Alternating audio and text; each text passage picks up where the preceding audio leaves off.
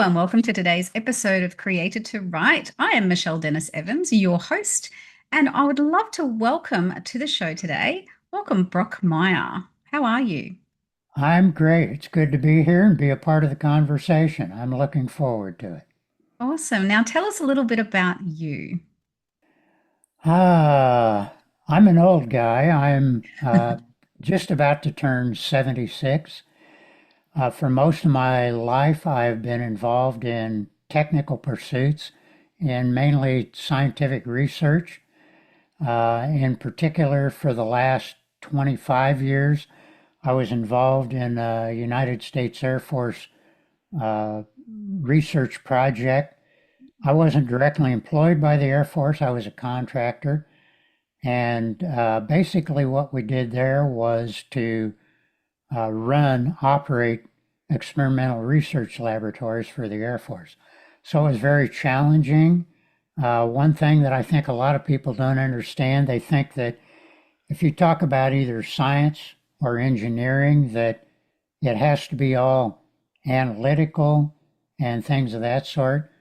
But for me, at least, it was a very creative sort of opportunity. The people that I worked with were very creative individuals.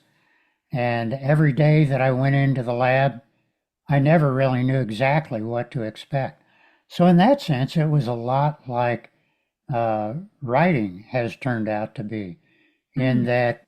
that, let's say you're writing a novel, writing a story of any sort. At least the way I work, I'm kind of a pantser more than I am an outliner. You never know exactly where the story's going to head. Your characters can really surprise you. They may have things up their sleeves that you never expected. So I transitioned out of my technical career. I retired from that about 3, 4 years ago. And what I've been doing since then has mainly been applying myself to writing. One thing about myself, you talk to a lot of writers and you say, well, when did you first learn that you wanted to be a writer? And you'll hear a lot of people say, the first time I held a pencil in my hand and I touched that pencil to the paper, I knew I wanted to be a writer. Or when my parents read me books, I knew I wanted to write books myself one day. Well, that was never me. Though in my technical career, I did a lot of uh, technical writing.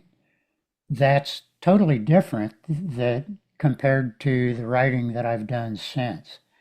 And when I first really learned that I wanted to be a writer, it kind of caught me by surprise. I had gone to a critique group, a local group of, it was mainly ladies at that time. I think it was 7 or 8 ladies and myself. And I'd been invited into it. And I thought, well, this could be really good. I could learn a lot about the writing craft. At that time, I was just writing, I had 3 different blogs that I wrote, nonfiction blogs, that I just wrote about things that interested me. And I thought it would be good to talk with other writers and learn from them to kind of sharpen my writing. So, in the process of doing that, and I won't go into the details of the story because it's quite convoluted, but a woman there who was both a novelist and a poet had shared with us a recent book that she'd published of poetry. And one of those books of poetry totally captured my attention. And in the end, even though I never guessed that I was going to write a novel, out of that connection that I personally ended up with the poem, I ended up after 6 months, I found myself having written a 128,000 word novel. I was Wow. never going to write a novel. When I talked to these people in the critique group, Mm. people that were writing novels, like one guy there, another gentleman joined us after I'd been in the group for about a year. He was just finishing writing a novel. And I said, Henry, this is great. I love this novel you're writing. How long did it take you to write this? And he stopped and stroked his chin and thought about it. He said, I think it took me about 10 years. And right then and there, I thought, I'm never going to write a novel. But the way it worked out for writing this novel is that this poem so captured my attention that it was just a deep emotional connection. I found myself waking up at 3 o'clock in the morning with a scene playing through the video screen of my mind. And I found I couldn't get rid of that scene until I wrote it down. This was when I was still working 40 hours a week at my scientific job. So it just goes to show you that even if you have a lot of responsibilities in your life, it's possible to get things done and actually write a ridiculously long novel in a pretty short period of time. Yes. That remains an unpublished book to this day. I've heard so many people say, never publish your first novel or your first work. So I've kind of taken that to heart. Although my wife keeps saying, you need to publish that. I love that book. So we'll see. Maybe it just needs a revision, and now that you've learned what you've learned, you'll be able to apply it. Maybe so. Maybe Mm. so. So tell me, Brock, what has been the most amazing part of your writing career so far? I think the most amazing part is part of what I first told you about how I got Mm. into it. Hmm. That even if you think you can't write, or maybe you don't want to write, but somehow that idea of a story intrigues you. Uh, I think that's the thing that really is amazing to me, that powerful stories can come out of me and come out of pretty much anybody out there. I think pretty much anybody really has some kind of a story to tell. Hmm. And it may not come out in a book or a movie, or it may be a poem, who knows? But I think everybody has some sort of story to tell. And it really has surprised me how other people uh, have found a connection in the story that I wrote. Mm. So Yeah. that's part of it. And another amazing thing that I think has come out of it is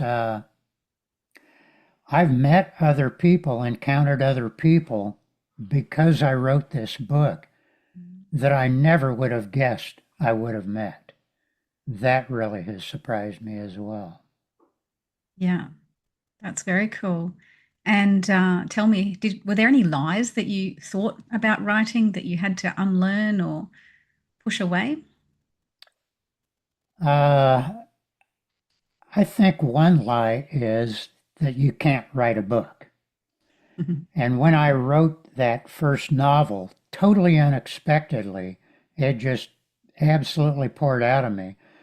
Uh, it wasn't even that I had to try and keep it going, I couldn't stop it from going. And when I got to the end of that, it's like God said to me, Bill, see, you've written one book, you can write another book, and you know what that story has to be. So I think that's probably a big lie, is that you can't write, or you can't write effectively. Hmm. I think a lot of people have talked about the imposter syndrome, that as we write, there's those words that come into our head that say, you're not really a writer. You know, what you're writing isn't really worth somebody else reading it. So I think that's a big lie to overcome. Mm. And you mentioned hearing Has been from for me. Go ahead. mm, you mentioned hearing from God. How has faith shaped your writing? You know, that's kind of a strange uh, thing to think about. When I first started writing, even when I was writing blog articles, uh, people would ask me from time to time whether it had to do with writing a novel or poetry. I've written some poetry or blog articles that I wrote. Do you write Christian novels? Do you write Christian poems? And that always kind of takes me aback because I think, well, I'm a Christian. So I guess that means that I write Christian stuff. But I think a lot of people have the idea that that means a certain specific thing about writing, about your writing. To me, my faith informs my writing. So I write from a Christian or a biblical worldview, but I don't know that a lot of people would call my writing Christian.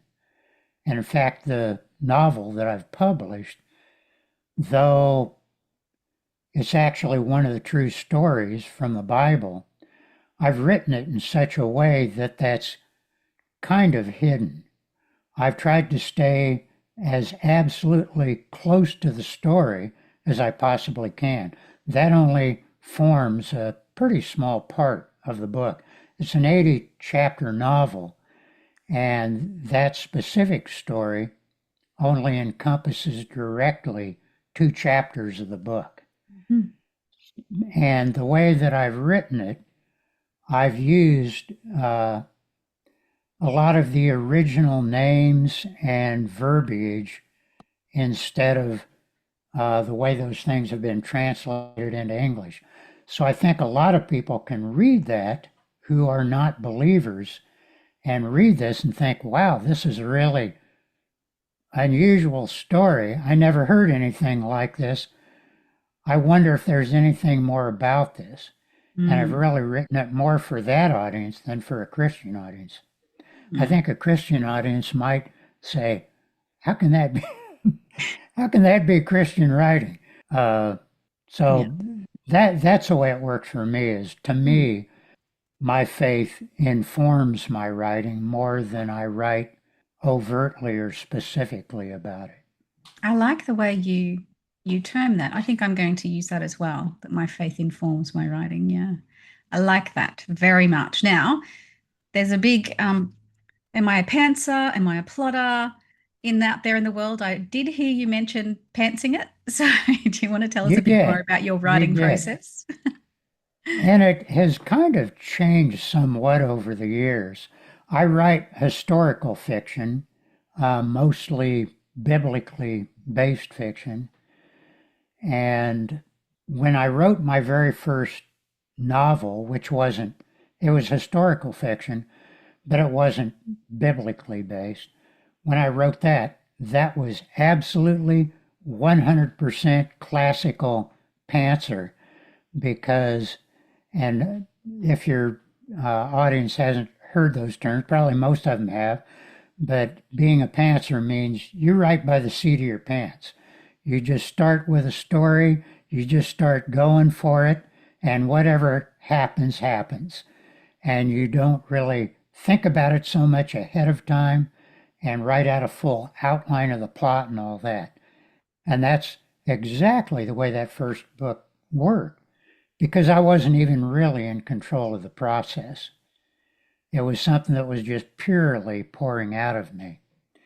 Well, now that I've been writing more historically based things, and the fact that they intersect so much with recorded history, I have to go back to things like for the first book that I published, which is based in first century Nabatea. Probably most people don't know that the name of that kingdom, but their capital was Petra, which most people have heard of. Nabatea was the country, the kingdom, right east of Judea, right east of the Jordan River. And there's all kinds of uh, things interrelated between those two kingdoms. But when I started getting into writing that historically based novel, because you have to be in that real world. At least I do. I think some historical fiction writers, they just use that as kind of a rough, very rough foundation of their work, and they just go from there. And if they write alternate history, well, that's fine with them. But I really try and stay close to that. So because of that, I read a lot of archaeological studies and papers, things of that sort, the Bible as well. And that kind of brings into it the need to have some idea of how this thing fits into history. So I found myself more and more going into the outlining world. I don't really like that. I would rather personally just write right off the top of my head. But I found that I kind of have to get some kind of a balance there. Mm. I found that as I've been writing recently, more and more short stories, that because the story is so short compared to a novel, you don't have to so much be, I don't have to so much be concerned about outlining and fitting into all the details of history as it presents itself. Mm. So that's kind of my evolution as a writer. I started out purely a pantser. As time has gone on, it's forced me to become more and more of an outliner. Hmm. Yeah. And how do you know when that story's ready to publish or to release to the world? That's kind of a difficult sort of thing. Most writers will tell you that they're never really done. Even from and this is just a technical aspect of writing, even proofreading, which you would think is purely a technical thing, very deterministic. There's not a lot of subjective work going on there. Even in proofreading, almost any writer will tell you, doesn't matter how many proofreaders I sent it to, doesn't matter how many times I've proofread it, doesn't matter how many times AI has proofread it. After it's out in the real world, it's escaped my office. It's out there for the public to read. I get 6 or 7 responses from readers saying, "Oh, you missed, here's a typographical error back on page whatever." Yep. So even from the technical aspect, I don't think you're ever done. And that's just the way it is. But I think also from a story aspect, you never truly know when it's done. There's a wonderful writer. I don't know if any of your audience has ever read him. He's an Argentinian writer. He passed away quite some years ago. His name is Jorge Luis Borges. And he's kind of thought of as the Shakespeare of Argentina. And I read a long interview with him one time. It was really fascinating. He mainly wrote short stories, and he said that the reason a writer actually publishes is so they can be done with it. I think there's some truth in that. When you publish it, it's out there, and yeah, we live in the digital world, so we still can make pretty easy edits on it and changes. I think there's some truth in that, that at some point you just have to wash your hands of it and say, I'm either tired of it, I need to get on to something new, or whatever. So Yeah. I kind of take all those things into my mind, and when I'm done, I kind of figure that out. Awesome. And it's been awesome having you here on the show today. And for those people who are still watching and listening, please hit that like and subscribe button because it helps the show to get out to more people. And tell us, Brock, what are your last words of wisdom for wannabe writers or new writers out there?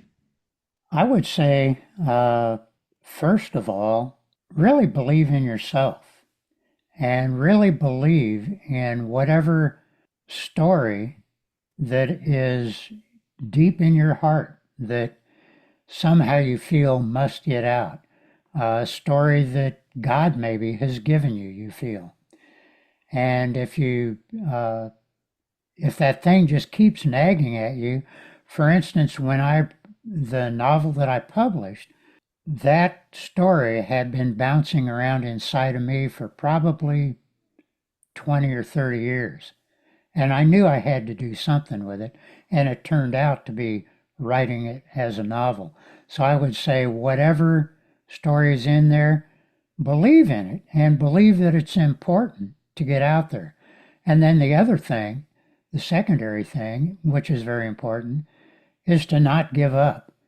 Even though you get tired of writing, just keep at it, keep working, keep learning from other people. Critique groups can be incredibly helpful there. So just keep after it. And at some point, that story will escape from your own mind and heart and get out into the world and accomplish that for which it was sent. Great advice. Thank you for sharing today, and thank you for joining me on Yes, the Created to Write show. that was great. Thanks for having me.